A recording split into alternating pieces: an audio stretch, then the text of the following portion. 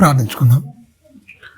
పరిశుద్ధుడా, మహోన్నతుడా, గొప్ప తండ్రి, నీ ఘనమైన శ్రేష్టమైన నామానికి కృతజ్ఞతాస్తుతులు స్తోత్రం చెల్లిస్తున్నాం తండ్రి. ఇదిగో నాయన, నవంబర్ 11వ నెల 9వ తారీఖు పునరుత్థాన దినాన్ని మా అందరికి ఇచ్చారు. సజీవ లెక్కలో మమ్మల్ని దాచిపెట్టి మా ఆయుష్కాలంలో ఒక దినాన్ని పొడిగించి నిన్ను స్తుతించడానికి నువ్వు చేసిన మా పట్ల నువ్వు చేసిన మేలను తలపోసుకోవడానికి తండ్రి ఇచ్చిన సమయానికై కృతజ్ఞతాస్తుతులు స్తోత్రం చెల్లిస్తున్నాం తండ్రి. ఇదిగో నాయన, విలువైన నీ మాటలు చెప్పబోతుండగా తండ్రి, నీ పిల్లలకు తండ్రి వినగల చెవును గ్రహించగల మనసును దయచేయండి. చెప్పబోతున్నాను మరుగుపరిచి సూటిగా నాతో మాతో మా అందరితో మీరే మాట్లాడమని నిండు మనసుతో వేడుకుంటూ ఈ ప్రార్థన నీ ప్రియకుమారుడు మా రక్షకుడైన క్రీస్తునామని ప్రార్థన వేడుకుంటున్నాను తండ్రి, ఆమేన్. కూడి వచ్చిన మీ అందరికీ ప్రభునామన వందనాలు, క్రీస్తులో శుభాలు తెలియజేస్తున్నాడు. మంచిదండి. ఎఫెసీయులకు రాసిన పత్రిక 4వ అధ్యాయము 17వ వచనం చూద్దాం మనం. 4వ అధ్యాయము 17వ వచనం. కాబట్టి అన్యజనులు నడుచుకున్నట్లు మీరిక మీదట నడుచుకొనవలదని ప్రభునందు సాక్ష్యం ఇచ్చుచున్నాను. ఎవరంటున్నారు? అపోస్తుడైన పౌలు గారు. ఈ ఎఫెసీ పత్రిక అనేది నేపథ్యం ఏంటంటే అన్యజనులు నివసించే ప్రాంతం అన్నమాట. బాగా ఎందుకంటే విగ్రహారాధన కానీ విపరీతంగా ఉండే ప్రాంతము చాలా ఇదిగా ఉందన్నమాట. ఏది ఈ ఎఫెసీ ప్రాంతం అనేది. వాళ్ళు దేవునిలోకి రక్షణలోకి వచ్చిన తర్వాత అన్యజనులు అందరూ దేవుని క్రీస్తును సురక్షకుడిగా ఒప్పుకున్న తర్వాత అంగీకరించిన వారికి మునుపు మీరు నడుచుకున్నారు వాటిని మొత్తం వదులుకోవాలి కంపల్సరీ అని అపోస్తుడైన పౌలు గారు మరి ఆ ఎఫెసీ పట్టణంలో నివసిస్తున్న దేవుని నమ్ముకున్న బిడ్డలకు రాస్తున్న పత్రిక. కాబట్టి అన్యజనుల వలె నడుచుకొనక మీరిక మీదట నడుచుకొనవలదని ప్రభువునందు సాక్ష్యం ఇచ్చుచున్నాను అంటున్నాడు. మీరు నడుచుకోవద్దు అంటే ఇంతకుముందు నడుచుకున్నామా? మనం కూడా అన్యజనులమే, ఖచ్చితంగా నడుచుకున్నాం కాబట్టినే ఇక నడుచుకోవద్దని చెప్తున్నాడు. కింద చూడు, వారైతే అంధకార మనసు గలవారై తమ హృదయ కాఠిన్యమున వలన తమ మనసులో అజ్ఞాన దశలో దేవుని వలన కలుగు జీవములో నుండి ఏమైపోయారు? వేరైపోయారు అని చెప్తున్నాడు. వేరుపరచబడిన వారై తమకు మనసులో కలిగిన వ్యర్థతను అనుసరించి నడుచుకొనిచున్నారు. మీరు గమనించండి, అంటే దేవుని వాక్యం తెలియక మునుకు మనం ఏమై ఉన్నమాట? పైన మీరు మంచిగా అలా చొప్పున నడవద్దు అంటుండు. కింద వాళ్ళు ఎలా నడిచారంటే ఏమంటుండు? అంధకార సంబంధమైన అన్ని జీవములో నుంచి వాళ్ళు వేరైపోయి వాళ్ళు బ్రతుకుతున్నారని ఖచ్చితంగా ముందో ప్రారంభ దశ చెప్తున్నాడు. తర్వాత అంటే ముందు ఏమంటున్నాడు? అన్యజనుల ఇష్టం చొప్పున. అంటే అన్యజనుల ఇష్టం అంటే ఏమై ఉంది అని మనకు తెలియకపోతే కింద దానికి మొత్తం మళ్ళీ వివరణ ఇస్తున్నాడు. వాళ్ళు ఎలా నడుచుకున్నారు అన్న దాన్ని ఇస్తున్నారు. మరి అన్యజనులు ఎలా ఉంటారు అంటే దేవుని నమ్మని వాళ్ళు ఎలా ఉంటారు, నమ్మిన వాళ్ళు ఎలా ఉంటారంటే నమ్మిన వారికి నమ్మని వారికి ఈ రోజులలో మనం తేడా చూపించవచ్చా? చూపించలేమా? చూపించలేకుండానే బతున్నారు. ఎందుకంటే వెలుక్కు చీకటికి పొత్తు అనేది ఉండకూడదు అసలు. అవునా? విశ్వాసకి అవిశ్వాసకి పొత్తు ఉండకూడదు. కానీ అంటే మనం విశ్వాసులతో సావాసం చేయం కానీ అవిశ్వాసులతోనే సావాసం కలిగి ఉంటాం. అంటే దేవుని నమ్మని వారితోనే ఎక్కువ మనం టైం గడుపుతాం. మీరు గమనించండి, అన్యజనుల ఇష్టం చొప్పున నడుచుకున్నారంటే మనం నడుచుకున్నాం ఇంతకుముందు. కానీ మీరు గమనించండి, క్రీస్తులోకి వచ్చిన తర్వాత ఆ ఛాయలు ఆ భావజాలం అనేది మనకు ఖచ్చితంగా ఉందా పోయిందా? ఉన్నదా పోయిందా? ఉన్నది. అది పోవాలంటే ఏమైపోవాలి? మనం పూర్తిగా చచ్చిపోవాలి. అదే బాప్టిజం ద్వారా అంటే ఏంటి? చనిపోయి పాతిపెత్తబడి అంటే సమాధి చేయబడి తిరిగి నూతనంగా జన్మిస్తే తప్ప ఒకడు ఆత్మ మూలంగా నీటి మూలంగాను ఆత్మ మూలంగాను జన్మించాలని చెప్పిండు. క్రైస్తవులందరూ నీటి మూలంగా జన్మించారు కానీ ఆత్మ మూలంగా జన్మించలే. ఆత్మ మూలంగా జన్మిస్తే ఏమైపోతారు? ఆత్మ సంబంధులుగా మారిపోతారు. అన్యజనుల ఇష్టం చొప్పున నడవరు. మొత్తం పాతవాన్ని గతిస్తాయి, మొత్తం కొత్తవి అవుతాయి. క్రీస్తు యేసునందున్న వాడు నూతన సృష్టి, పాతవి గతించే అన్ని కొత్తవి ఆయన అని బైబిల్ చెప్తుంది. కొత్తవి అయితే పాత ఛాయలు పాతవి మళ్ళీ కనపరుస్తున్నాయి అంటే పరిపూర్ణంగా మనం దేవుణ్ణి అంగీకరించలేదు, ఆయన అర్థం చేసుకోలేదు మనం చెప్పొచ్చు. కానీ మీరు ఎప్పుడు నేను ఒక మాట చెప్తుంటా, దేవుణ్ణి నమ్ముకోవడం వేరు, తెలుసుకోవడం వేరు. నమ్ముకుంటే మనకు దేవుడు ఎప్పుడు అర్థం కాదు, నమ్ముకుంటే మనకు ఎప్పుడు అర్థం కాదు. దేవుణ్ణి తెలుసుకుంటే మనకు బాగా అర్థమవుతాడు, మనం ఎలా జీవించాలి, ఏం కథ. మన సావాసాలు మనుషులతో ఉంటాయా దేవునితో ఉంటుందంటే ఎక్కువ మనం మనుషులతోనే సావాసం చేయడానికి, మనుషులతోనే ఎక్కువ మాట్లాడడానికి చాలామంది 99% మంది మనసులో సావాసం మనుషులతోనే ఉండాలని ఇష్టపడతారు. కానీ దేవునితో ఉండాలని ఎంతమంది ఇష్టపడతారు? వాళ్ళు ఆత్మమూలంగా జన్మించిన వారైతేనే దేవునితో ఉండాలని ఇష్టపడతారు. దేవుని ఆజ్ఞలు, దేవుని కట్టడలు, దేవుని విడుదలు, దేవుని మనసు ఏంటో పరిపూర్ణంగా గ్రహించిన వారై ఉంటారు. 17వ వచనం మళ్ళీ చదువుకుందాం. కాబట్టి అన్యజనులు నడుచుకున్నట్లు మీరు ఇక మీదట నడుచుకునవలదని ప్రభునందు సాక్ష్యం ఇస్తున్నాను. ఇక మీరు అలా నడుచుకోవద్దని ప్రభునందు నేను సాక్ష్యం ఇచ్చుచున్నాను అంటుండే ఎవరు? అపోస్తుడైన పౌలు గారు. వారైతే అంధకార సంబంధమైన మనసు గలవారై తమ హృదయ కాఠిన్యం వలన తమలోనున్న అజ్ఞానము చేత దేవుని వలన కలుగు జీవంలో నుండి ఏమైపోయారు? వేరుపరచబడిన వారై తమకు మనసుకు కలిగిన వ్యర్థతను అనుసరించి నడుచుకున్నారు. అంటే ఇప్పుడు దేవుని నుంచి వేరైపోతే మనకు వచ్చేదంతా ఏంటి? వ్యర్థమైనది. అంతేనా కదా? వ్యర్థమైనదే. లోకానికి ఏం కావాల్సింది? అవసరమైందా అనవసరమైందా? అవసరమైన మాటలు మాట్లాడతామా ఎక్కువ, మనం అనవసరమైన మాటలు మాట్లాడతామా? దేనికి టైం ఇస్తాం మనం? వ్యర్థతను అనుసరించి అంటుండే ఒక్క మాటలో. వ్యర్థతను అంటే జీవంలో దేవుని నుంచి వేరైపోయిన వాళ్ళందరూ ఏమైపోతాడు? వ్యర్థతనే అనుసరించి ఉంటారు అని చెప్తున్నాడు ఎవరు? అపోస్తుడైన పౌలు గారు సంఘానికి, ఎఫెసులో ఉన్న సంఘానికి హెచ్చరికలుగా మీరు ఎలా ఉండాలి అని చెప్తుండు. అంటే ఇద్దరు, అంటే అన్యజనులకు దేవుని నమ్మిన వారికి ఇద్దరికి పోల్చి చెప్తున్నాడు ఈ 2 వచనాల్లో. మీరు గమనించండి. ఇంకా చూద్దాం. రోమీలకు రాసిన పత్రిక 1వ అధ్యాయం 21వ వచనం చూడండి. అపోస్తుడైన పౌలు గారు రోమా సంఘానికి రాస్తూ, వీళ్ళు దేవుని నమ్ముకున్న వాళ్ళే చెప్తున్నాడు అక్కడ. మరియు వారు దేవుణ్ణి ఎరిగి ఆయనను దేవునిగా మహిమపరచలేదు, కృతజ్ఞతాస్తుతులు చెల్లింపను లేదు, తాము వాదముల యందు వ్యర్థులైపోయిర్రు అంటుండు. అంటే ఏంటి? దేవుని నమ్ముకున్నారు కానీ దేవుణ్ణి నమ్ముకున్నారు, తెలుసుకోలే, అందుకని ఆయనకు కృతజ్ఞతాస్తుతులు చెల్లించలేదు. తెలుసుకున్న వాళ్ళైతే మహిమపరుస్తారు, కృతజ్ఞతాస్తుతులు చెల్లిస్తారు, చివరి శ్వాస ఉన్నంత వరకు నమ్మకంగా బ్రతుకుతారు. అవునా? నమ్మకంగా బ్రతుకుతారు. ఈ నమ్మకంగా బ్రతుకుతలేదని కానీ వాళ్ళు నమ్ముకున్న వాళ్ళు కనుకనే దేవుడు అర్థం కాలే. దేవుడు తెలుసుకుంటే మాత్రం ఖచ్చితంగా కృతజ్ఞతాస్తుతులు చెల్లించరు, మంచిగా ఉంటారు. అందుకనే దేవుణ్ణి ఎరిగి వాళ్ళు ఆయన దేవునిగా మహిమపరచలేదు అంటాడు. ఎరిగిర్రు అంటే ఎంత నమ్ముకురు అంతే, ఈయన దేవుడు అనుకున్న తప్ప నిజంగా వాళ్ళు దేవుని తెలుసుకున్న వారు కారు అని మనం అర్థం చేసుకోవచ్చు. మీరు గమనించండి. వారు తమ వాదముల యందు వ్యర్థులైపోయారంటే వాదం పెట్టుకుంటున్నారండి. మీరు గమనించండి. వాదం పెట్టుకోవడం వల్ల ఏంటి? క్రైస్తవులు అనేవాళ్ళు నెమ్మదిగా ఉండాలి తప్ప ఎవరితో వాదాలు పెట్టుకోవడానికి అవసరం లేదు. ఎందుకంటే 4 సువార్తలు ఉన్నాయి మనకు బైబిల్లో. 4 సువార్తలు ఉన్నాయి. మత్తయి, మార్కు, లూకా, యోహాను.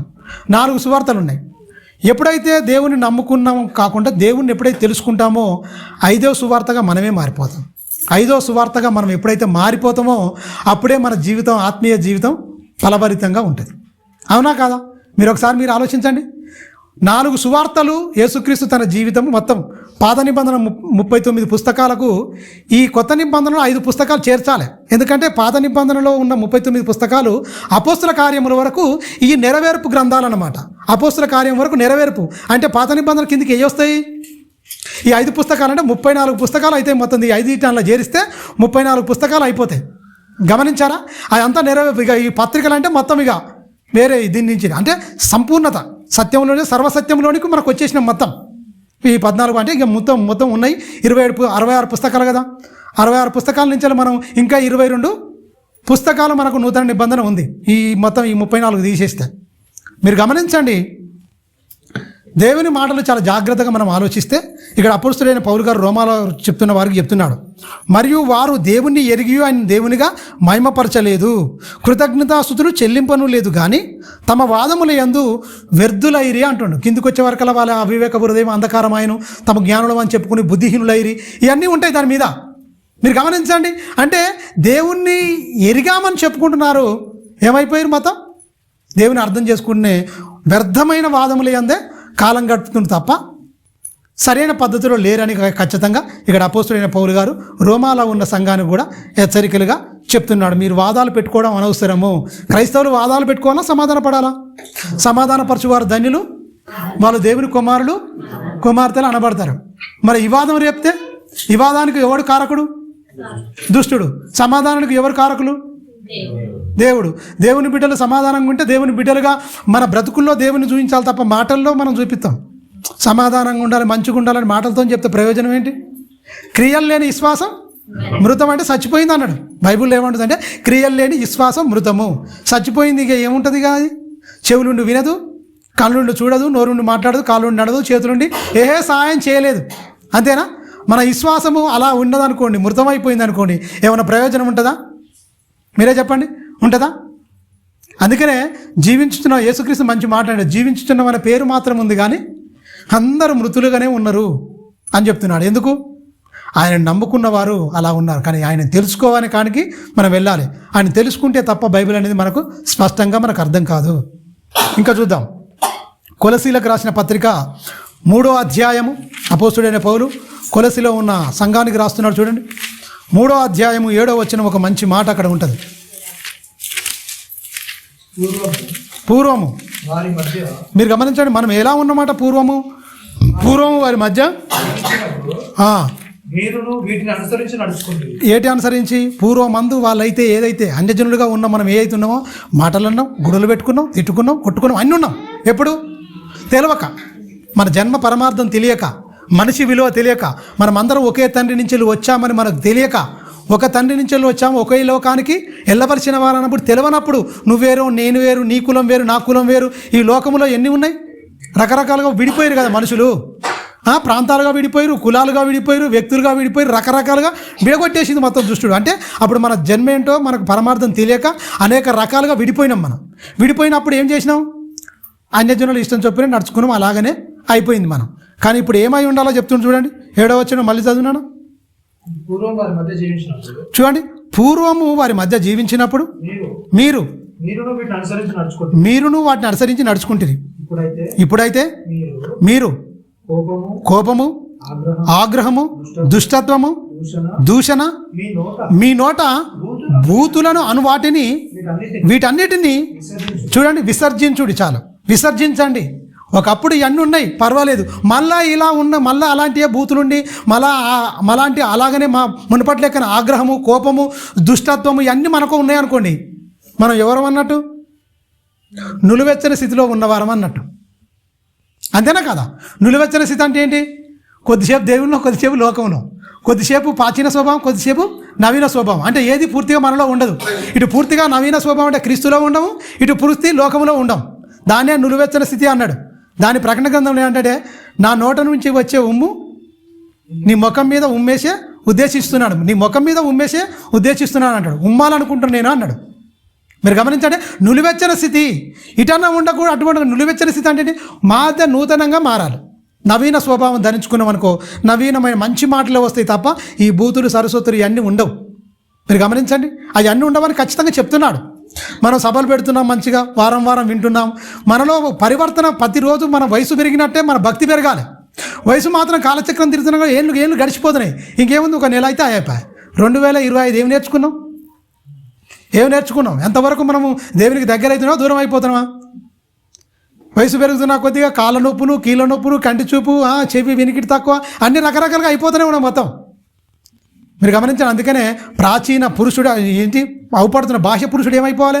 కృషించి నశించి పోయినా కూడా ఆంతర్య పురుషుడు దినదినము నూతనపరచబడాలని పౌలు గారి బోధ. అంతేనా కాదా? మరి మనకి ఏమైపోతుంది? 2 పోతున్నాయి. ఇది మరి శరీరం ముసలైపోతుంది, మన ఆత్మీయ స్థితి కూడా మొత్తం మరుగుజ్జు అయిపోతుంది, ముసలి అయిపోతుంది. ఇది ప్రాచీన స్వభావం కూడా ఎదుగుదల లేదు. అంతేనా? మన ప్రాచీన పురుషుడు ఏమైపోవాలి? బాహ్య పురుషుడు కృషించిపోతాడు. దీనికి కంటికి చూపు పోద్ది, చెవికి వినికిడి పోద్ది, అన్ని రకరకాల కాళ్ళల్లో నొప్పులు, కీళ్ళు అన్నీ భయంకరంగా ఉంటాయి, అన్నీ అయిపోతాయి. ఓకే, కానీ ఆంతర్య పురుషుడు దినదినము నూతనపరచబడుతున్నాడు అని చెప్పింది బైబిల్. కానీ మనం రెండిట్లో వింటున్నాం. ఇది అన్న అనకపోయినా శరీరం మీద వస్తూనే ఉంటుంది, వేజి మీద పడుతూనే ఉంటుంది, వస్తూనే ఉంటుంది, అయిపోతూనే ఉంటుంది. ముసల్తనం అనేది కామన్, వచ్చేస్తుంది మొత్తం. కానీ ఆయన కోరుకుంటుంది ఎందుకన్నా, నీ ఆంతర్య పురుషుడు అనేది దినదినం ఏం చేయాలన్నాడు? నూతనపరచబడాలి అన్నాడు. నూతనపరచబడాలి. నూతనపరచకుండా పరలోకానికి ఆటంకం వచ్చేది ఏం దొరికినా అదే చెప్తుండే. 7వ వచనం మళ్ళీ చదువుకుందాం. పూర్వమందు వారి మధ్యన మీరు జీవించినప్పుడు మీరును వీటిని అనుసరించే, అంటే పాత జీవితాన్ని మొత్తం నడుచుకున్నారు మీరు. 5వ వచనం చూడనా, కావున భూమి మీదనున్న మీ అవయవములను అనగా జారత్వమును, అపవిత్రతను, కామకత్వతను, కామాతురతను, దురాశను, విగ్రహారాధన, ధన అపేక్షను చంపివేడి అన్ని మీలో ఉన్నాయి కనుక మీరు నూతనంగా దేవుళ్ళలోకి వచ్చి కనుక అవన్నిటి ఉండొద్దు, చంపేయండి అని చెప్తున్నాడు. కంటిన్యూస్గా చెప్తున్నాడు, అవి చంపేసి అని చెప్తూ కిందికి చూడండి. వాటి వలన దేవుని ఉగ్రత అవిధేయులైన వారి మీదికి వచ్చును. ఏంటి, ఎందుకు వస్తుంది అది? వీటి వల్ల మీరు మోసపోతున్నారు. ఇవి మీలో ఉండకూడదు. వాటిని మొత్తం చంపేయండి. మీలో జారత్వం అనేది ఉండకూడదు. మీ అవయవములకు అపవిత్రత, జారత్వములకు, అపవిత్రతకు, కామకత్వములకు ఏం చేయాలి? అప్పగించొద్దు. దురాశనైన, విగ్రహారాధన, ధనాపేక్షను చంపేయాలి ఖచ్చితంగా. ఇవి మీలో ఉండకూడదు. ఈ దేహం ఎలా ఉండాలి? ఎలా ఉండాలి? పరిశుద్ధాత్మకు ఆలయంగా ఉండాలి. అవునా? ఉపకరణములుగా మారాలి. మంచిగా మన కళ్ళుతో చూసే చూపు కానీ, నోటితో మాట్లాడే మాట కానీ ప్రతిదీ ఏముండాలి? పవిత్రంగా ఉండాలి. డబుల్ మీనింగ్ మాటలు అస్సలు ఉండకూడదు. అవునా? మాట్లాడేటప్పుడు ఎలా మాట్లాడతారు? మంచి స్వచ్ఛంగానే మాట్లాడుతుంటారా? అందులో దొంగదార్థాలు ఉండేటట్టుగా మాట్లాడతారా? అలా ఉన్నా కూడా క్రైస్తవులు కాదు. అది ప్రాచీన స్వభావమే. క్రీస్తులో జన్మించని పద్ధతే ఉంటుంది అన్నమాట. మీరు గమనించండి. అందుకనే కావున భూమి మీద ఉన్న మీ అవయవములను అనగా అని చెప్తుండు. అనగా అని చెప్తూ జారత్వము, అపవిత్రత, కామకత్వము, కామతురత్వం ఏమని చెప్తూ దురాశ, విగ్రహారాధన, ధనాపేక్ష. మీరు గమనించండి ఎంత భయంకరంగా మారిపోతున్నారు. స్త్రీలు కానీ పురుషులు కానీ భయంకరమైన పాపంలో పడిపోతున్నారు. నిజం తెలుసా? అందరూ ఏంది? డబ్బు కోసం. అది చచ్చిపోతే నీకు ఇలాంటివి ఏమి ఉండవు. శరీరాన్ని కూడా పరంగా పెట్టుకొని కూడా శరీరం మీద వ్యాపారం చేస్తులేరా? పురుషులు వ్యాపారం చేస్తారు, స్త్రీలు వ్యాపారం చేస్తారు. తెలుసా? మొత్తం పాడైపోతుంది. మొత్తం ప్రపంచం మొత్తం భ్రష్టు పట్టిపోతుంది. స్త్రీలు తమ దేహాలను నమ్ముకుంటున్నారు, పురుషులు కూడా తమ దేహాలను నమ్ముకుంటున్నారు. మొత్తం సర్వనాశనం, వినాశనం వైపు పరుగులెడుతుంది. ఎప్పుడో చెప్తున్నాడు మొదటి 100 ఏళ్లలోనే అపోస్తుడైన పౌలు గారు అంటుడు, మీ దేహం మొత్తం కామకత్వంకి అప్పగించొద్దు, ఏ అపవిత్రమైన దానికి అప్పగించొద్దు, ఇది తప్పు అని ఖచ్చితంగా హెచ్చరికలుగా చెప్తున్నాడు. ప్రియమైన దేవుని పిల్లరా, హెచ్చరిక. జారత్వమైన, అపవిత్రత, ఏ కామకత్వమైన, దురాశ అంటే ఈ దురాశ వలనే జారత్వం చేస్తున్నారు, దేహమును మొత్తం అపవిత్రపరచుకుంటున్నా అని చెప్తున్నాడు ఖచ్చితంగా. అందుకని ఏమంటున్నాడు? విగ్రహారాధన, ధనాపేక్షను చంపేయండి అని ఆయన అంటే అది మాకు కావాలని కోరుకుంటున్నావు ఉన్నారు. ఒకటే నువ్వు అడగమునిపే నీకు అక్కరగా ఉన్నవేవో ఇస్తాడయ్యా దేవుడు. కానీ చంపేయమని ఆయన అంటే ఏ అయితే చంపాలని దేవుడు అంటున్నాడో అవి కావాలా దేవుడు అని కోరుకుంటారు. అవునా లేదా? మీరు గమనించండి. ఎక్కువ అయ్యో చంపమంటుడు. విగ్రహారాధన, ధనాపేక్ష అది ఉండడం, ఆడుకొని వదిలిపెట్టడమే. అది కాదు నిన్ను రక్షించేది. కరోనా వచ్చింది, కోట్ల రూపాయలు ఉన్నాడు, లక్షలు ఉన్నాడు, మొత్తం పోయిరు. తెలుసా? రోడ్ల దగ్గర సికింద్రాబాద్ అక్కడక్కడ అడుక్కుంటూ ఉంటారుగా, వాళ్ళు బతికిర్రు. తెలుసా? ఒకటే మొత్తం శానిటైజ్ చేసి, చేయిలు రాసుకొని, మంచిగా జాగ్రత్తలు పాటించి, మాస్కులు పెట్టుకొని ఎన్నెన్నో జాగ్రత్తలు తీసుకున్న వాళ్ళు అందరూ పోయిరు. కానీ ఏ జాగ్రత్త లేకుండా ఉన్నవాడు బతికిండు. మీరు గమనించండి. ఆడు ఏ జాగ్రత్తలు తీసుకోలే, వాళ్ళు బతికిర్రు. మీరు గమనించండి. నువ్వు బ్రతకాలన్నా, నువ్వు ఏం చేయాలన్నా దేవుని కృప ఉండాలి తప్ప ఇంకా వేరేది ఏం లేదు. గమనించండి. అలా చేయకూడదు అంటుండు, అలా చేస్తున్నాడు. అందుకనే ఇక్కడ 7వ వచనంలో చెప్తున్నాడు, పూర్వం మందు వారి మధ్యన మీరు జీవించారు. ఏంతోని? ఈనాటి వాళ్ళు అవిధేయులైన వాటి మీదకి దేవుని ఉగ్రతను అవిధేయులైన వారి మీదకి వచ్చునని చెప్తూ పూర్వం మందు వారి మధ్య మీరు జీవించారు. జీవించినప్పుడు మీరు వీటిని అనుసరించే నడుచుకుంటారు. మీరు వారి మధ్య జీవించారు, వాళ్ళు ఎలాగున్నారో మీరు అలా వీటిని అనుసరించి మీరు బతికారు కనుక ఖచ్చితంగా మీరు అలా ఉండకూడదు కంపల్సరీ అని కింది వచనం చెప్తున్నాడు. ఇప్పుడైతే మీరు కోపమును, ఆగ్రహమును, దుష్టత్వమును, దూషణ, మీ నోట బూతులను అను వాటిని ఏం చేయమంటున్నాడు? విసర్జన అయిపోయింది. విసర్జించడం అంటే ఇక మనకు పనికిరాంతే తీసేస్తాం అనమాట. మళ్ళీ వచ్చి అక్కడ ఉన్నాయంటే నువ్వు లోపల పెట్టుకుంటున్నానే అర్థం. విసర్జన, మల విసర్జన అంటారు. అవునా? విసర్జన అంటే మనకు శరీరంలో నుంచి చాలా వస్తాయి, మొత్తం అవి తీసుకొచ్చి మనం పెట్టుకోలేము. అంతేనా కదా? విసర్జించండి అంటే ఇవి కూడా నీ శరీరంలో ఉండడానికి, నీ హృదయంలో ఉండడానికి వీల్లేదు. నిన్ను అపవిత్రపరుస్తాయి, నిన్ను మోసపుస్తాయి, దేవునికి నీకు దూరం చేసేటివి. మలమూత్రాలు విసర్జించినాక మనం తీసుకుంటారండి వాడన. ఎంత దరిద్రం! మీరు గమనించండి. విసర్జన అంటే అంత భయంకరమైంది. మీకు అర్థమయ్యేటట్టుగా చెప్తున్నా. ఆ ఎంత భయంకరమైందో, వ్యర్థమైనయో మనలో ఈ పనికిరానివి కూడా, ఈ మాటలు కానీ, బూతులు కానీ, ఇవన్నిటిని కూడా విసర్జించండి, విసర్జించండి, తీసేయండి అని చెప్తుండ్రు. ఎంతవరకు తీసుకున్నారు? తీసుకున్న వాళ్ళు మంచిగా ఏంటి? వాక్యాన్ని హృదయంలో దాచుకోవాలి.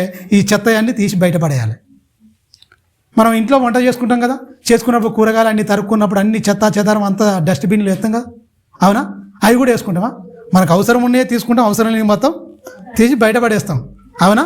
మీరు గమనించండి. మరి దేవుని వాక్యం అవసరం లేని మొత్తం శుద్ధి చేయడానికి ప్రతీదీ ఒక పనికరం వాడుకుంటాం కదా, ఏదైనా చేయడానికి. ప్రతిదీ కూరగాయలు కట్ చేయాలన్నా దేనైనా సరే మనం వాడుకునేటట్టుగా ఏదైనా చేసుకుంటే అప్పుడు ఏంటి? ఏం చేసుకుంటాం? ఒక వస్తువు అనేది వాడుకుంటాం. ఫర్ ఎగ్జాంపుల్, మనం బట్టలు మనం శుద్ధి చేసుకోవాలి. బట్టలు మంచిగా మురికి పట్టిపోయినాయి అనుకోండి, దాన్ని ఏం చేస్తాం? మొత్తం ఒకటి ఖచ్చితంగా సబ్బు కానీ లిక్విడ్ కానీ యూజ్ చేసి కంపల్సరీ మనం ఏం చేస్తాం, వాషింగ్ మిషన్ ఇప్పుడు వచ్చినాయి, అప్పుడు మాత్రం చేతులతోనే మంచిగా ఉతుకునేది శుభ్రంగా. చేతులతో ఉతుకున్నప్పుడే ఆరోగ్యంగా ఉండే పాపం, బలంగా ఉండి. ఈ సుఖాలు వచ్చిన తర్వాత అనారోగ్యాలు వచ్చినాయి మొత్తం. అవునా కాదా? వాడి బట్టలు మొత్తం అయిపోతున్నాయి. కానీ ఎన్ని మనం మన అవసరాలు తీరుస్తానికి ఎన్ని వస్తువులు వచ్చినాయో, అవి వచ్చిన కాంచాలు మనకు అన్ని అనారోగ్యాలు వచ్చినా ఎప్పుడు హాస్పిటల్కే పోడవుతుంది. మీరు గమనించారా? ప్రతిదీ మనకు మంచి ఆరోగ్యంగా ఉండాలంటే, శరీర సంబంధమైన ఆరోగ్యం అంటే నాకు బొచ్చడని రోగాలు ఉన్నాయి. షుగర్ ఉంది మొన్నటిదాకా మస్తు. ఈ 2025లో నాకు ఇబ్బందులు పడ్డట్టుగా ఎవరు పడలేదు తెలుసా. పాస్టర్లే అన్నారు, ఏంటి నీకు ఎప్పుడు నిమ్మలంగా ఉంటావా, ఏంది పరిస్థితి ఏంటి, అసలు ఎప్పుడు బాధలే ఉన్నాయి పాస్టర్తో పంచుకుంటే. నిజమే, శరీర సంబంధమైన బాధలు ఖచ్చితంగా వస్తాయి. ఈ బాధను తీసేయి నేను ఖచ్చితంగా ఈ అన్ని ఎందుకు నాయన, ఇంకా ఎంతకాలం ఉంటా, నేను తీసేస్తే నన్ను చంపేయి, అనవసరం. ఇబ్బంది విపరీతంగా ఉంది, నాకు ఏ కోరికలు లేవు, ఏం లేవు, అవసరం లేదు నాయన, తీసేసుకుని దగ్గర పిలుచుకుని అయిపోద్ది. ఏంటి బాధ, నా వల్ల పిల్లలు సఫర్ అవుతారు, ఇవన్నీ ఇబ్బంది అవుతుంది అనవసరంగా, ఎందుకు అనుకున్న తప్ప ఇవన్నీ తొలగించమని నేను ఎప్పుడేం అనలే. పోతే మొత్తమే తీసేయను అవసరం లేదన్నట్టు అనిపించింది.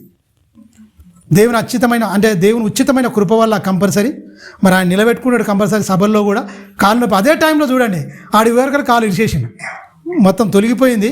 ఆడికి పోయిన తర్వాత మీటింగ్ ముంగట్నే దేవుని ఉచితమైన కృప వల్ల 4 రోజులు మాట్లాడడానికి దేవుడు కృప చూపాడు. ఉదయం పూట క్లాసులు కానీ, సాయంత్రం పూట సభల్లో కానీ దేవుని గురించి మాట్లాడడానికి కృపనిచ్చాడు. ఇప్పుడు పూర్తిగా మళ్ళీ న్యాయం అయిపోయింది. ఏది రాదా అనుకోవడానికి వీల్లేదు, ఏదైనా రావచ్చు, కానీ ఆత్మలో మాత్రం బలంగా ఉండాలి. ఈ శరీరం అనేది రక్త మాంసములకు రోగాలనేది సహజం, వస్తూనే ఉంటే ఇది అయిపోద్ది, కానీ ఇది మట్టిలో కలిసిపోద్ది. దీని గురించి కాదు ఆలోచించేది, అనంతమైన మహాలోకం గురించి. ఆత్మ మనం పరిశుద్ధంగా కాపాడుకోవాలి. మీరు గమనించండి, వీటి ఉంచకూడదు, వీటి మొత్తం తీసేయాలని కంపల్సరీ చెప్తూ ఏమంటుండే ఎరికైనా 7వ వచనంలో, పూర్వమందు వారి మధ్య మీరు జీవించినప్పుడు వీటిని మీరు అనుసరించే నడుచుకుంటుంది. ఇప్పుడైతే మీరు కోపమును, ఆగ్రహమును, దుష్టత్వమును, దూషణ, మీ నోట బూతులను వీటన్నిటిని విసర్జించుడి అంటున్నాడు. విసర్జన అనేది ఖచ్చితంగా చెప్పండి. మీరు గమనించండి, విసర్జించండి. మరి బూతులు ఖచ్చితంగా ఇంతకుముందు వస్తాయి, కానీ ఉండడానికి లేదు. అదే సాక్ష్యం. దేవుని అంటే మన గదిలో మంచి ప్రార్థన ఉండాలి, హృదయంలో వాక్యం ఉండాలి, సమాజంలో మన గురించి సాక్ష్యం ఉంటేనే మనం గొప్ప క్రీస్తుకు సాక్షులుగా ఉండాలి. అది మనది. ఎందుకంటే సాక్ష్యం లేని జీవితం వ్యర్థం కదండి. ఎవరిదైనా సరే, నాదైనా సరే. నా గురించి వచ్చి మీరు పక్కకి పలాను నరసింహ పాస్టర్ అని అడిగిరు అనుకోండి, ఏమని సాక్ష్యం చెప్పాలి? సాక్ష్యం పోతే నేనేమనుకుంటా, అయితే ఎప్పుడైతే మన మీద ఏదైనా చెడ్డ సాక్ష్యం వచ్చింది అనుకోండి, బతికి కూడా వేస్ట్. బతికున్నామన్న పేరు ఉంటే తప్ప ముఖం కూడా ఎవరు అనలేరు, సాటంగా తిట్టుకుంటారు. మనం లేనప్పుడు మన గురించి గొప్పగా మాట్లాడితే అదే గొప్ప సాక్ష్యం. మన ముంగట పొగిడే వాళ్ళని నమ్మొద్దు. మన సాటంగా ఏమంటారు, ఏం కథ అప్పుడే మనది ఏంటి, మన యథార్థత ఏంటి, మన భక్తి ఏంటి అనేది కంపల్సరీ ఉంటుంది. మీరు గమనించండి, అదే మన సాక్ష్యం. చూడండి, ఎఫెసీయులకు రాసిన పత్రిక 4వ అధ్యాయం, ఎఫెసీయులకు రాసిన పత్రిక 4వ అధ్యాయం చూడండి, ఎలా జీవించాలి ఏంటి అని చెప్తుండు. 4వ అధ్యాయం 19వ వచనం చూడండి. 4వ అధ్యాయం 19వ వచనం చూడండి, ఏమంటుండు. పైన మనం ఇంతకుముందు చదువుకున్నాం కదా, పెద్దతను అనుసరించే నడుచుకుంది అని చెప్తున్నాడు. వారు సిగ్గులేని వారై ఉండి నానా విధములైన అపవిత్రతను, బాగా గమనించండి, ఏం జరుగుతారట? అత్యాశ జరిగిస్తున్నారు. ఏంటి జరిగిస్తున్నారు? దేవుని కార్యాల, దేవుని గురించి చెప్పడం మాటలా? అత్యాశ జరిగించడం ఏంటండి? ఆశతో జరిగిస్తున్నారు. ఏంటిది? చెడ్డ కార్యములండి, మంచివి కాదు. వారు సిగ్గులేని వారై నానా విధములైన అపవిత్రతను అత్యాశతో జరిగించుటకు తమను తామే కామకత్వమునకు అప్పగించుకుని. మీరు గమనించండి, ఇప్పుడు యువత మొత్తం అలాగనే అయిపోతుంది. మనుషులు యువత అనేది లేదు, ఏం లేదు, మధ్య వయసు ఇదన్నీ ఏం లేదు. చూస్తుంటే మాత్రం ఆశ్చర్యం అయిపోద్ది. నేను కొన్ని చూస్తుంటా, ఏంటి టీవీలలో అందమైన జీవితం అని ఒకటి వస్తుంది ప్రోగ్రాం, జీవన పోరాటం అని ఒకటి వస్తుంది ప్రోగ్రాం. ఏం జరుగుతుంది సమాజంలో తెలుసుకోవడానికే విచారణ అనేది కొన్ని ప్రోగ్రాంలు వస్తాయి. మీరు గమనించండి, దీనింట్లో ఏం జరుగుతుంది, ఏం కథ, భార్యాభర్తల సఖ్యత ఏంది, పిల్లలేంటి, తల్లిదండ్రుల మాట వింటలేరా, ఎందుకు ఇలా అయిపోతుంది ఏంటి అనేది వాళ్ళకు మంచి కౌన్సిలింగ్ ఇచ్చి చెప్తుంటారు అనమాట. మీరు గమనించండి, ఆ ప్రోగ్రాంలు చూస్తుంటే ప్రపంచం మొత్తం భ్రష్టు పట్టిపోయిందని ఒక్కరన్నా మంచి వాళ్ళు వస్తారని తండోపతండాలు వస్తారు. మొత్తం పెళ్ళయి పిల్లలుండి వాళ్ళు కూడా మేము కలిసి ఉండలేమని వస్తారు పరిస్థితి. మీరు గమనించండి, పెళ్ళయింది, పిల్లలయ్యారు, మొత్తం ఒక్కొక్కరు ఏంటి 50 ఏళ్ళు 50 ఏళ్ళు 40 ఏళ్ళు భర్తతో సంసారం చేసినామే ఇప్పుడు నేను ఉండలేమని వస్తురండి. యువత అంటే ఏదో తొట్టిల్లిపోతురు, పాపం పర్లేదు, వాళ్ళు సర్ది చెప్పొచ్చు, ఏమని చేయొచ్చు. అలాంటి వాళ్ళకి ఏం చేస్తారండి?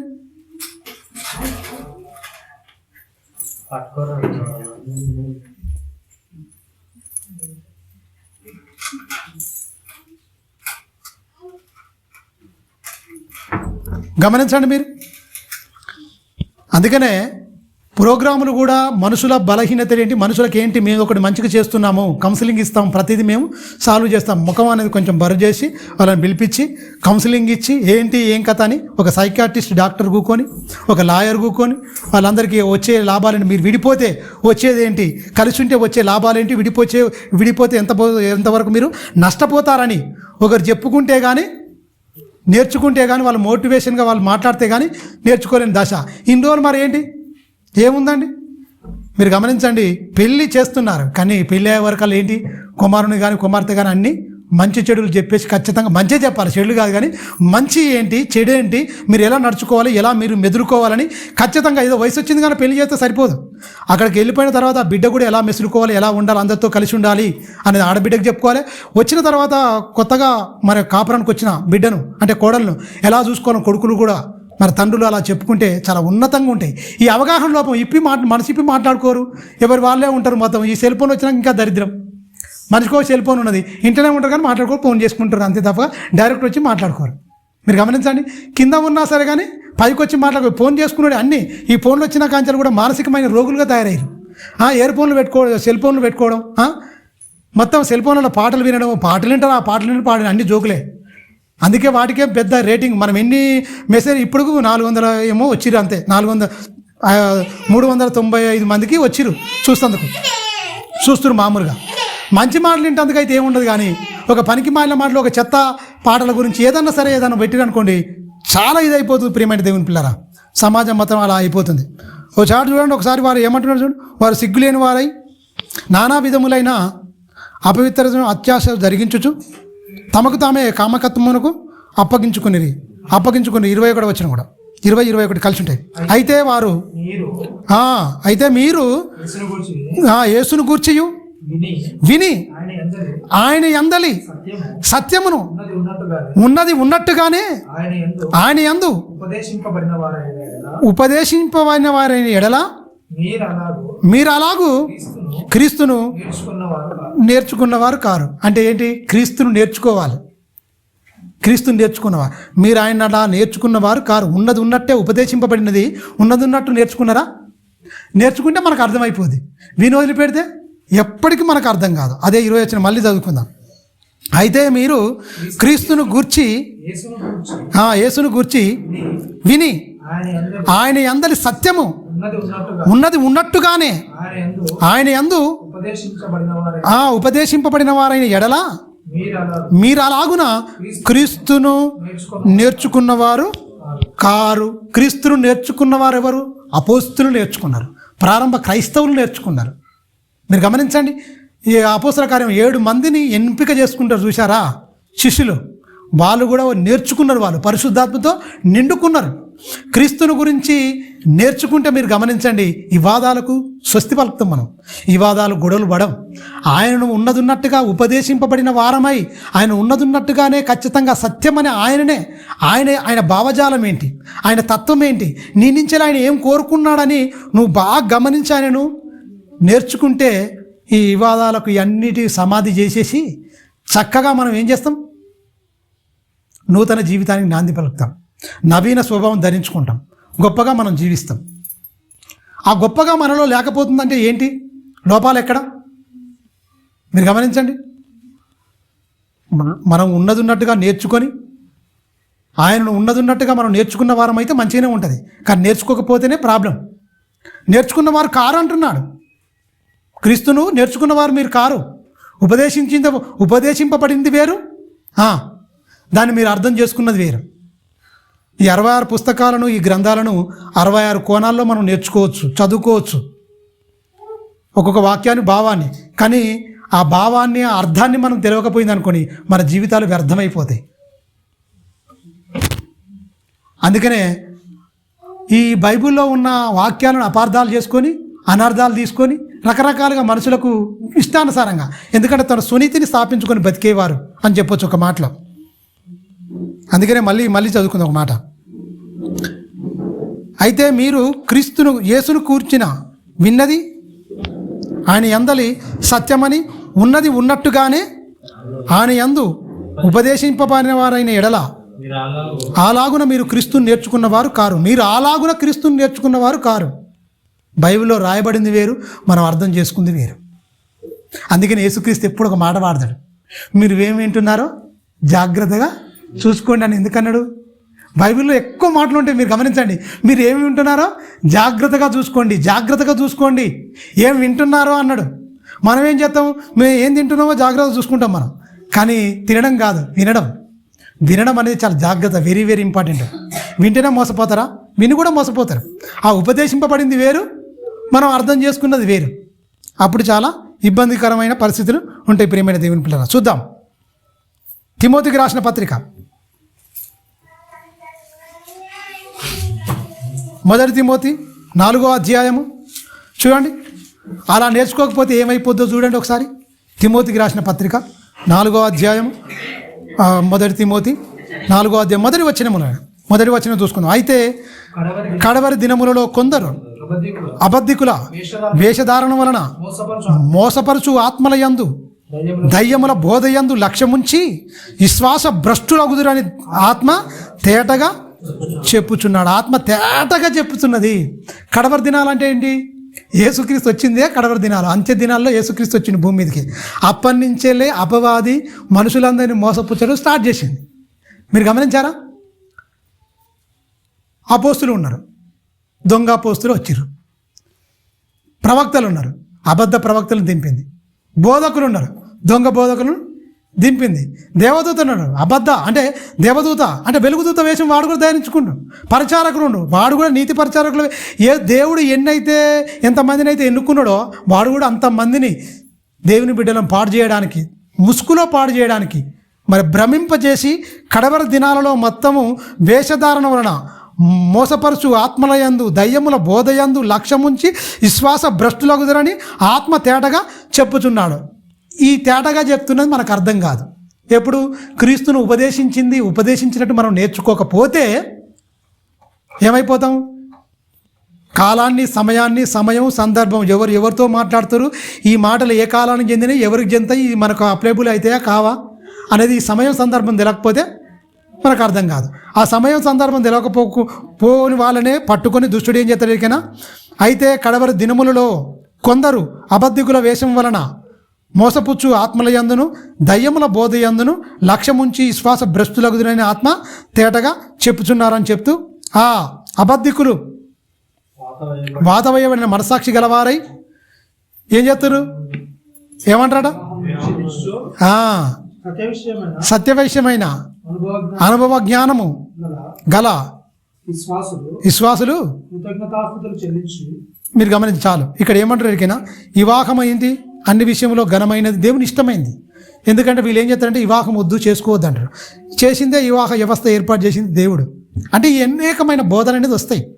మీరు చాలా జాగ్రత్తగా ఉండాలని దీని మొత్తం ఈ అధ్యాయం మొత్తం అదే చెప్తున్నాడు. మొత్తం ఈ ఎలా మాట్లాడుతున్నారు ఏంటి, అబద్ధికులు ఏంటి, కడవరి దినాల్లో ఎలా మోసపుస్తుంది, ఆ దయ్యముల బోధయందు లక్ష్యం వస్తారు వాళ్ళు, ఎలా వేషధారణతో వస్తారు వాళ్ళు.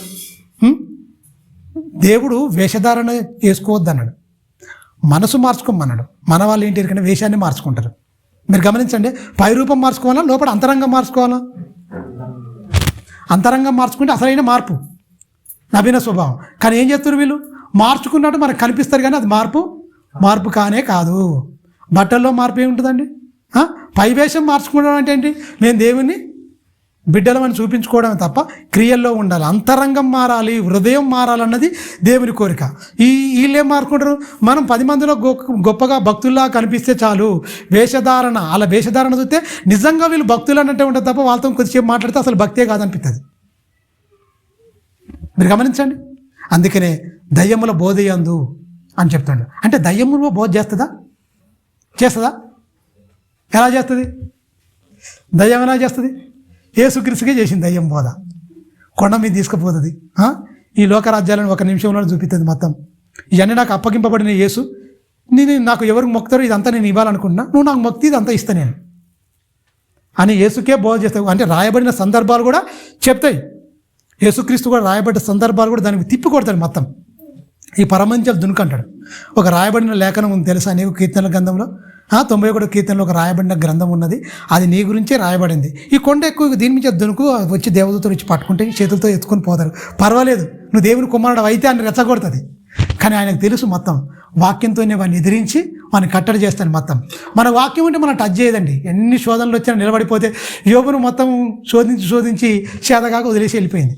మన కష్టాలకు నిలబడితే దేవుడు మనకు గెలిపిస్తాడు.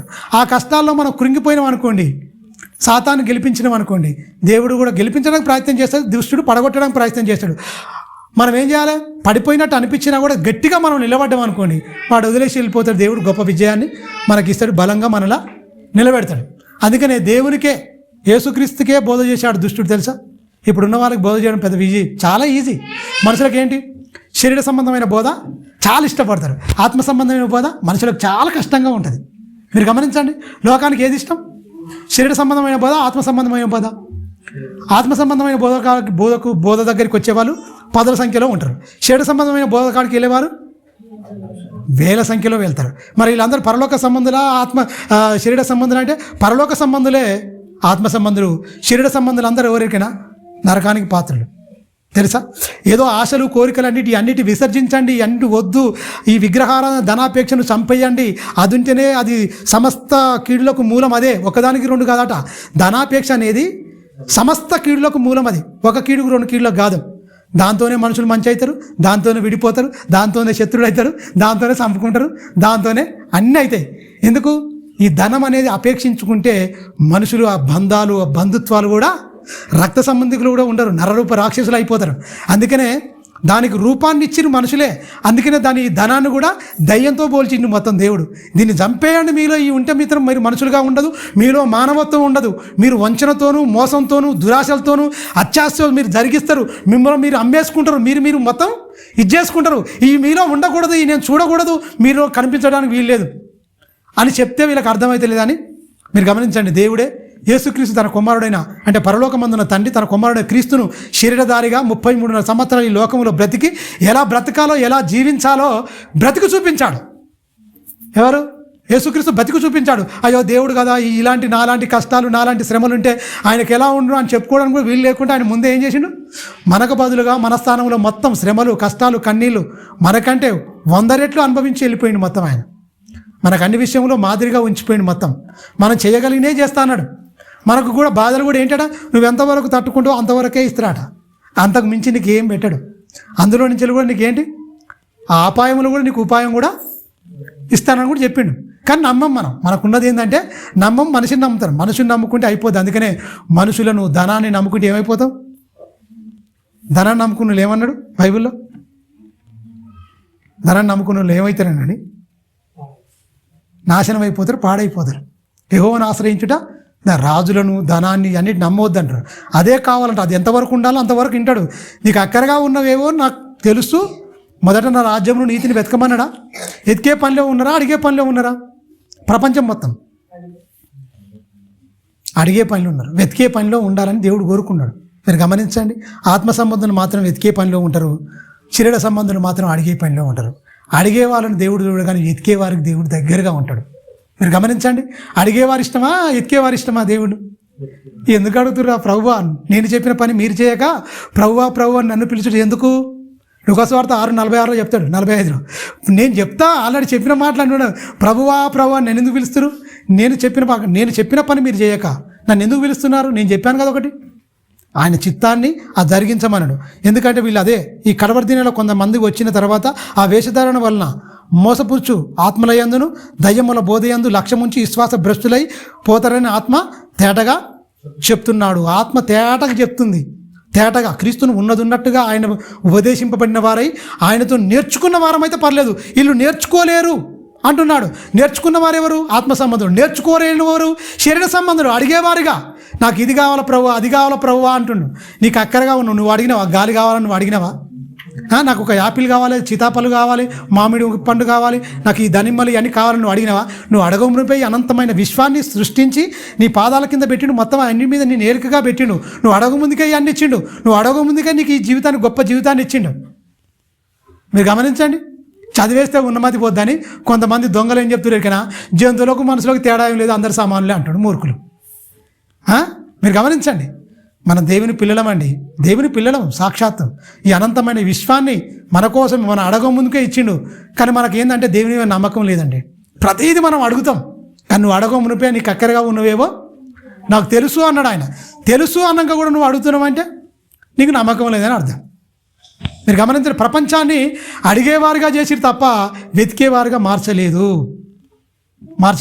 అందుకనే ఏంటి, వేల మంది వెళ్ళిపోతారు. అందుకనే నేను ఒక మాట చదివినప్పుడల్లా భయం వేస్తుంది. మనిషి కుమారుడు వచ్చినప్పుడు భూమి మీద విశ్వాసం కనుగొనునా, నోవాహు దినములు ఎలాగ ఉండునో మనిషి కుమారుడు రాక అలాగనే ఉండంటే అప్పుడు ఎనమనుగురేనా? మరి వీళ్ళందరూ ఏమైపోతారు? కోట్లల్లో కనిపిస్తారు, వేలలో కనిపిస్తారు. అంటే వీళ్ళందరూ శరీర సంబంధులు, నన్నుగా నేర్చుకున్నవారు కాదు, వీళ్ళు నన్ను తెలుసుకున్నవారు కాదు. వాళ్ళ పద్ధతులు, వాళ్ళు ఏదైతే మనుషులు, వాళ్ళ డినామినేషన్లు, వాళ్ళ పద్ధతులు నేర్చుకున్న వాళ్ళు, మనుషులు పెట్టిన కట్టడలు, మనుషులు పెట్టిన విధులు నేర్చుకున్న వాళ్ళు మనిషికి బానిస అయిపోతారు. అంటే ఇప్పుడు మీరు లోకంలో మీరు గమనించండి, మనుషులను వెంబడించేటట్టుగా చేసుకుంటారు తప్ప క్రీస్తుని వెంబడించేటట్టుగా బోధలు ఉన్నాయా? మనం అందరం ఎవరికి ఫాలోవర్స్ కావాలి? క్రీస్తు కావాలి, దేవునికి కావాలి. కానీ మనుషులందరూ ఏమైపోతారు? వ్యక్తులకు ఫాలోవర్స్గా మార్చుకుంటారు మొత్తం. వీళ్ళందరూ వెళ్తారా అండి? వెళ్తారా? పరలోకం వెళ్తారా? వాళ్ళే శరీర సంబంధులు, భూ సంబంధులు అన్నది బైబిల్. ప్రకృతి సంబంధమైన మనుషుడు ఆత్మ సంబంధమైన మాటలను వివేచింపడు, వీని జ్ఞానం అందదు వీనికి అన్నాడు. ప్రకృతి సంబంధమైన మనిషికి ఆత్మ సంబంధమైన జ్ఞానం ఎప్పటికీ అర్థం కాదని చెప్పిండు క్లియర్గా. వివేచింపడు అంటే వాడికి అర్థం కాదు, వాడు అర్థం చేసుకోలేడు అన్నాడు. ప్రియమైన దేవుని పిల్లరా, చూద్దాం ఇంకా పేతురు రాసిన పత్రిక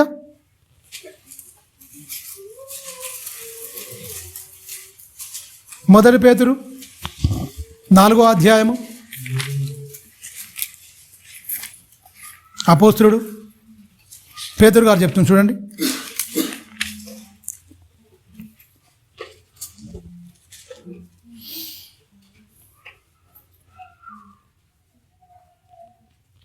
నాలుగో అధ్యాయము 3వ వచనం. మనము మీరు గమనించండి, మనము పోకిరి చేష్టలైనను, దురాశలను, మద్యపానమును, అల్లరితో కూడిన ఆటపాటలను, తాగుబోతుల ఇందులను, చేయదగని విగ్రహారాధన పూజలను మొదలైన వాటి యందు ఎప్పుడు అన్యజనుడుగా ఉన్నప్పుడు మనం నడుచుకొనిచు అంటున్నా, నడుచుకొనిచు అన్యజనుల ఇష్టం చొప్పున నెరవేర్చుండకు గతించిన కాలమే చాలును. టైం అనేది మీకు లేదు. నువ్వు 30 ఏళ్ళకు నమ్మినవు, దేవుని తెలుసుకున్నావు, అవునా? 20 ఏళ్ళకు నమ్ముకున్నావు. ఇక ఈ చాలు, గతించిన కాలమే చాలు, అవి వదిలేసేయిగా. మళ్ళీ వాటి వైపు నీ మనసు కానీ నీ ఆలోచన కానీ ఉండడానికి ఏమాత్రం వీలు లేదు. అయిపోయింది. పోకిరి సెషన్లు ఎప్పుడు చేసిరు? దేవుని నమ్మకం ముందు చేసినాం. సినిమాలు ఎప్పుడు చూసిరు? సీరియల్ ఎప్పుడు చూసిరు? లోక సంబంధమైన మొత్తం ఎప్పుడు చూసిరు? దేవుని నమ్మకం ముందు దేవుని అవన్నీ వ్యర్థమైనవి. నీ ఏదో ఊహా ప్రపంచంలోకి తీసుకుపోయి నీ ఆత్మీయ జీవితాన్ని భక్షించేటియే ఈ సినిమాలు, సీరియళ్ళు ఇవన్నీ మొత్తం. తెలుసా? ఈ ఫోన్ వచ్చిన కాంచెలు మొత్తం దేవుని నమ్మిన వాళ్ళు, నమ్మని వాళ్ళు లేరు. అందరూ ముసలు లేరు, మధ్య వయసు లేదు, యువత లేదు, అందరు ఫోన్లలో పట్టుకొని చూస్తున్నారండి. మీరు గమనించండి, అందరు సెల్ ఫోన్లో మొత్తం నిమగ్నం అయిపోయిన మొత్తం. పక్కోనికి ఏమన్నా అవుతుందని కూడా వినిపించుకునే పరిస్థితి లేదు. తెలుసా? పక్కోని ఇంట్లో ఎవడన్నా చచ్చిపోయినా కూడా వీడు సెల్ని ఆడుకుంటాడు తప్ప అయ్యో అని అడిగిపోయి ఉండే పరిస్థితి లేదు. మీరు గమనించండి, ఒకవేళ పొరపాటున వచ్చినా కూడా అక్కడ వాళ్ళు ఏడుతుంటారు, వీడు సెల్ ఫోన్ నొక్కుంటూ ఇట్లా చూసుకుంటూ ఉంటారు. నేను మొన్న పరిశాన్ అయినా, ఇక్కడ క్రిస్టియన్సే చనిపోయిండు ఒక 15 నెలల రోజుల కింద. చనిపోతే ఆడికి పోయి చూస్తే వీడు ఫోన్ చూసుకుంటుంటాడు, ఆడో ఏడుచుకుంటున్నాడు పాపం. మీరు గమనించండి, ఏమన్నా కొంచెమన్నా ఉందా? లేదు, అయిపోయింది. ఎందుకంటే మనుషులందరినీ ఈ కడవరి దినాల్లో విశ్వాసం నుంచి తొలగించి విశ్వాస భ్రష్టులైపోతారు అన్నట్టు ఖచ్చితంగా అయిపోతుంది. ప్రియమైన దేవుని పర త్రాగుబోతుల హిందువులు అంటే ఏంది? విందులు అంటే విందులు, వినోదాలు మనిషికి బాగా ఇష్టం. తెలుసా? ఆ విందులు వినోదాల గురించే గొప్పగా చేస్తారు. శరీర సంబంధాలు అంతా బోధంతా అదే. విందులు వినోదాల గురించే చెప్తారు. పోకిరి చేష్టలు, తాగుబోతుల విందులు ఇవన్నీ ఖచ్చితంగా కనపడతాయి. ఎక్కడ మొదలైన చాలా అంటే ఈ చేస్తున్న వారికే చెప్తుండు. దేవునిలోకి వచ్చి కూడా ఈ పనులు చేస్తున్న వాళ్ళకి అవి వద్దున ఆయన ఇక మానుకోండి చాలిగా, మిగిలిన కాలమే, గతించిన కాలమే చాలుగా, చేసినవుగా ఇక నన్నగా ఆపేసేయి, ఆపు, వద్దు అని చేస్తుంటే వచ్చిన వాళ్ళు కూడా ఇక చేస్తుర్రు. ఈ వచనాలు పేతురు గారు చెప్పినప్పటికీ ఉన్నది, ఇప్పుడు కూడా ఉన్నదా లేదా? ఇప్పుడు మొత్తం మారిపోయిందా? ఇప్పుడు కూడా ఖచ్చితంగా జరిగిస్తుంది. పెళ్ళి అయిన దానికి డీజే పెడతారు అనుకుంటారు క్రైస్తవులు. డీజే పెడుతురు, డ్యాన్సులు ఎత్తురు, రకరకాలు చేస్తున్నారు మొత్తం. ఇది క్రైస్తవ పెళ్ళా హిందువు పెళ్ళా అని ఎవరి పెళ్ళి అని తెలుస్తలేదు. తెలుసా? అన్నీ ఆచారాలు మొత్తం అయ్యే, జస్ట్ బొమ్మ మారింది. అక్కడ వేరే బొమ్మ ఉంది, ఇప్పుడు యేసు బొమ్మ వచ్చింది అంతే. మనసేం మారింది, బతికేం మారింది. మీరు గమనించారా? ఇంకా మొదటి నుంచి చదవండి, చాలా మంచి మంచి మాటలు ఉంటాయి. క్రీస్తు శరీరమందు శ్రమపడి గనుక మీరు అట్టి మనసును ఆయుధముగా ధరించుకోండి. క్రీస్తుకు కలిగిన మనసు మీకు ఉండాలి అంటున్నాడు. క్రీస్తుకు ఏ మనసు అయితే ఉన్నదో మీరు కూడా ఆయన ధరించుకున్న మీరు కూడా ఆయన మనసునే మీరు ఆయుధంగా ధరించుకోండి. క్రీస్తు యేసులోనికి బాప్తిసం తీసుకున్న మనం అందరం క్రీస్తుని ధరించుకున్న వారమై గనక మన మనసు కూడా ఏమై ఉంటాడు? క్రీస్తు శ్రమపడి శరీరమందు శ్రమపడిన గనుక మీరును అట్టి మనసునే ఆయుధముగా ధరించుకొనుడి. శరీర విషయములో శ్రమపడిన వాడు శరీరమందు జీవించు మిగిలిన కాలము ఇక మీదట మనుజాసలను అనుసరించి నడుచుకొనక, మీరు గమనించండి, మనుజాసలను అనుసరించి నడుచుకొనక దేవుని ఇష్టానుసారముగానే నడుచుకొనున్నట్లు పాపముతో ఇక జోలిక లేక ఏమీ లేక ఉండును. ఏమీ లేక ఉండును. పాపంతో ఇక జోలి వద్దు. మీరు చచ్చిపోయారు కదా, ఇక వద్దు అని చెప్తుండే. ఇంకా అందుకే 3వ వచనం చెప్తున్నాడు. అందుకనే మనము పోకిరి చేస్తులను, దురాశలను, మద్యపానము, అల్లరితో కూడిన ఆటపాటలైనను, త్రాగుబోతుల ఇందులైనను చేయదగినని,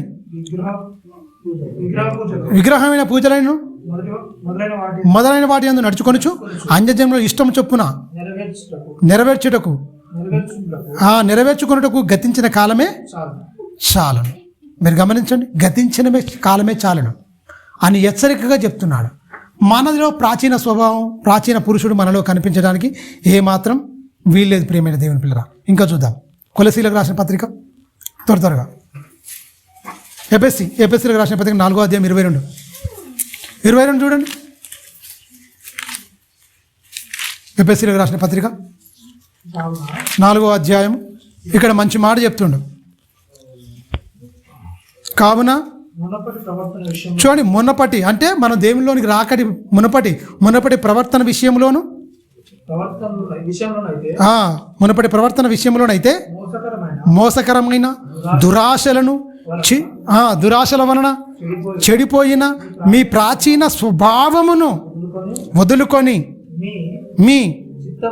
మీ చిత్తవృత్తి యందు నూతన, మీకు ఒక చిత్తం ఉంది, మీకు ఇష్టం ఉంది, ప్రాచీన స్వభావం ఒకటి ఉన్నది. అది ఇష్టం వచ్చినట్టున్నదండి. అది దానికి అదుపు కట్టడలు విధులు లేవు. ప్రాచీన స్వభావానికి ఇది మాట్లాడితే తప్పు అనేది లేదు. నోటుకు అదుపు మనకు లేదు. బూతులైనను, సరస్వతులైనను, పోకిరి చేసిన అన్నీ మాట్లాడిందే. ఎప్పుడు? మునపటి ప్రవర్తన. ఎప్పుడు? క్రీస్తులోనికి రాకమునుపు మన ప్రవర్తన అలా ఉందట. మునపటి ప్రవర్తన విషయంలో అయితే మోసకరమైన దురాశల వలన చెడిపోయిన మీ ప్రాచీన చెడిపోయిందట మొత్తం. మీరు చెడిపోయిన మీ ప్రాచీన స్వభావం అంటే మన బాగు చేసిందా? చెడిపోయిన ప్రాచీన స్వభావం బాగు చేసిందా? మీరు గమనించండి, బాగు చేస్తారండి. ఎందుకంటే ఆయనే కదా దీన్ని సృష్టించింది. మొత్తం చెడిపోయిన దాన్ని కూడా మళ్ళీ మార్పు ఎలా చేసిండు? మొత్తం ప్రాణం పెట్టవలసి వచ్చింది. చెడిపోయిన దాన్ని బాగు చేయడానికి మాటతోని బాగు చేయలే. రోగాన్ని నొట్టుతో అంటే మాట ఇస్తే చాలు, బాగైపోయిండు. పాడ ముట్టుకుంటే చాలు, టక్కున చచ్చిపోయిన వాళ్ళు లేచి కూకున్నాడు.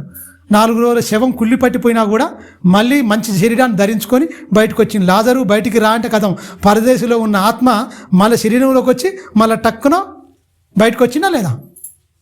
వచ్చేసిండు. మీరు గమనించండి ప్రియమైన దేవుని పిల్లరా, ఆయనకు అసాధ్యమైంది ఏది లేదు. రక్తసావల స్త్రీ ఉన్న ద్రవ్యం మొత్తం పోగొట్టుకుంటుంది. జస్ట్ చెంగు మట్టుకుంటే చాలండి, చెంగు ముట్టుకుంటే చాలు నేను బాగుపడతాను. ఎమ్మటే ఇదైపోయింది. బాగైందా లేదా? బాగైపోయింది. ఈ సూచక్రియలు మహత్కార్యాలు గొప్ప విషయం కాదు. ఆయన అలగగా చిటికలో చేసేస్తాడు. కానీ మన పాపాన్ని తీయడానికి తన ప్రాణాన్ని, తన రక్తాన్ని దారపోయవలసి వచ్చింది. మీరు గమనించారా ఎంత భయంకరమైందో పాపం? చెడిపోయిన హృదయం అండి ఇది, మొత్తం పాడైపోయిందట అంతా. దాన్ని బాగు చేయడానికి, నీకు నూతన స్వభావాన్ని, నవీన స్వభావాన్ని ధరింప చేసుకోవడానికి, నూతన జన్మను ప్రసాదించడానికి ఆయన చేసిన బలియాగం అనేది ఇంత అంత కాదు. నాకు తెలిసినంత వరకు ఇంకా మారతలేమంటే క్రీస్తు రక్తము, క్రీస్తు శరీరాన్ని, క్రీస్తు రక్తాన్ని త్రాగి కూడా ఏం చేస్తున్నారు మీరు? మారణంలో ఏం చెప్తున్నట్టు? ఇచ్చిన కృపను కామాతురత్వమునకు వినియోగిస్తారు అంటాడు యూదాపత్రికలో. దేవుని కృపను ఏం చేస్తారు? కామాతురత్వమునకు వినియోగిస్తున్నారు, దుర్వినియోగపరుస్తున్నారు అంటాడు. కృప ఉందని మనం పాపం చేయడానికి వీల్లేదు. ఆ కృపను వినియోగించుకుంటూ, ఉన్న పాపాలను తొలగించుకుంటూ, లోకానికి దూరం అవుతూ, దేవునికి దగ్గర అవుతూ, దేవునికి ఏం చేయాలి? అంటు పెట్టుకొని ఉండాలి. దేవుని అంటు పెట్టుకొని ఉండాలి. అదే 22వ వచనం చెప్తుంది చూడండి. కావున మునుపటి ప్రవర్తన విషయంలోనైతే మోసకరమైన దురాశల వలన చెడిపోయిన మీ ప్రాచీన స్వభావమును వదులుకొని మీ చిత్తవృత్తి యందు నూతన పరచబడిన వారై నీతియు యథార్థమైన భక్తి గలవారై దేవుని పోలికగా సృష్టింపబడిన నవీన స్వభావము ధరించుకొనవలెను. నవీన స్వభావం ధరించుకోవాలి. చిత్తవృత్తి, నీ కోరిక, నీ పనులు ఏదైతే ఉన్నాయో అన్నిటి వదులుకోవాలి, తీసేయాలని చెప్తున్నాడు. మీరు గమనించండి, దేవుడు చెప్పింది బైబిల్లో ఉండిపోయింది తప్ప మనిషి బ్రతుకులోనికి రాలేకపోయింది. బైబిల్లో వచనాల రూపకంగా ఉండిపోయినాయి అంతే, తెల్ల పేపర్ మీద నల్ల అక్షరాలుగా ఉండిపోయినాయి తప్ప మనిషి మానవ హృదయంలోనికి రాలేకపోయినాయి. ఎందుకంటే ప్రతిదాన్ని వివరించుకుంటూ పోతే, సమయం అనేది మనకు తక్కువ ఉంది కాబట్టి ప్రతి వచనాన్ని మనం ప్రతిదాన్ని వివరించుకుంటూ పోతే చాలా బాగా అర్థమైపోతుంది. చదవండి, బాగా ధ్యానించండి, ఎన్నో కోణాల్లో దీన్ని విశదీకరించుకోవచ్చు. మీరు గమనించండి, తన చిత్తవృత్తి యందు ఏం చేయాలి? నూతన పరచబడాలి. తన సృష్టి అంటే నూతన పరచబడిన వారి నవీన స్వభావం ధరించుకోవాలి అంటున్నాడు. మరి ధరించుకున్నారా? ధరించుకుంటే మనం ధన్యులం. ధరించుకోకపోతే ఏమైపోతాం? బాప్తిసమే కాదు, అవునా? ఎందుకంటే వస్తున్నాం, మనం నేర్చుకున్నామంటే, ప్రతి వారం మనం నేర్చుకున్నామంటే ఖచ్చితంగా కొన్ని విషయాలు మనం నేర్చుకోవాలి, మార్చుకోవాలి. బైబిల్ అనేది ఏం దొరికినా నీకు ప్రతిరోజు నీకు నేర్పిస్తుంది. నీలో ఉన్న లోటుపాట్లు ప్రతిదినం మార్చుకోవాలి ఖచ్చితంగా, మన జీవితకాలం మొత్తం. అందుకనే మన దేహం ఏమైపోవాలి? పరలోకానికి గొప్ప సాధనంగా, ప్రతి మాట పరలోకం వైపు, ప్రతి అడుగు మనది వెళ్ళేటట్టుగా మనం చూసుకోవాలి. మన తలలో ఉంచుకోండి, ప్రార్థించుకుందాం. పరిశుద్ధమైన మా కన్న తండ్రి, కొన్ని విషయాలు తండ్రి ఈ కృతజ్ఞత కూడికలో తండ్రి మాకు తెలియజేసిన విషయాలను బట్టి నీకే మహిమ చెల్లిస్తున్నాం తండ్రి.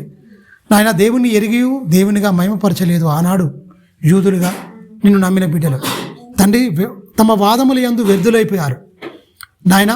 మేము అలా ఉండకుండా తండ్రి, నవీన స్వభావం, ప్రాచీన స్వభావం పాడైపోయింది, దాన్ని బాగు చేయడానికి తండ్రి, దాన్ని బాగు చేయడానికి నాయన నీ కుమారుడైన క్రీస్తుని లోకానికి పంపించి, రక్త మాంసములతో తండ్రి లోకానికి పంపించి, మానవుడికి ఎన్ని బలహీనతలు ఉన్నాయో, ఎన్ని ఇబ్బందులు ఉన్నాయో అన్నీ అనుభవించి, ఆయన పాపము లేనివాడుగా పాపుల మధ్య బ్రతికి తండ్రి, పాపము లేనివాడుగా నిరూపింపబడుతూ, పరిశుద్ధుడుగా, నిర్దోషిగా, నిష్కల్మషుడుగా తండ్రి ఉన్నతంగా మరి జీవించి నాయన మరి ప్రపంచానికి ఒక రోల్ మోడల్గా తండ్రి, మా అందరికీ మాదిరిగా ఆయన బ్రతికే మాకు ఆధారం నాయన. నిత్య జీవానికి వెళ్ళడానికి ఆటంకాలు ఏయో చెప్పాడు, అన్నిటి అధిగమిస్తేనే మీరు నావలే, నాకు కలిగిన మనసునే మీరు, అట్టి మనసునే మీరు ఆయుధంగా మీరు ధరించుకుంటే తప్ప ఈ లోకాన్ని, శరీరాన్ని, నేత్రాశను, శరీరాశను, జీవపు డంబాన్ని మీరు జయించలేరు.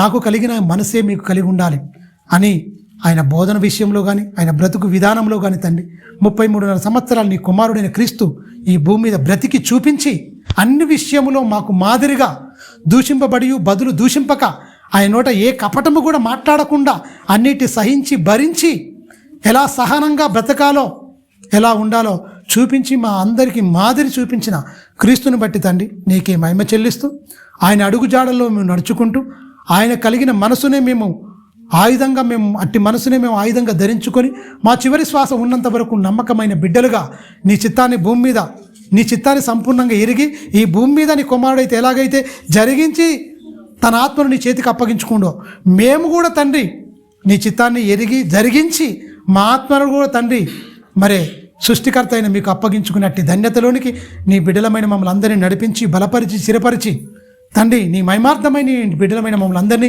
ఒక సాధనాలుగా, పనిముట్టుగా, పాత్రగా వాడుకోమని నిండు మనసుతో వేడుకుంటూ క్రీస్తు నామాన్ని ప్రార్థన అడుగుతున్నాను తండ్రి. ప్రభు నామన అందరికీ వందనాలు. క్రీస్తుల శుభాలు.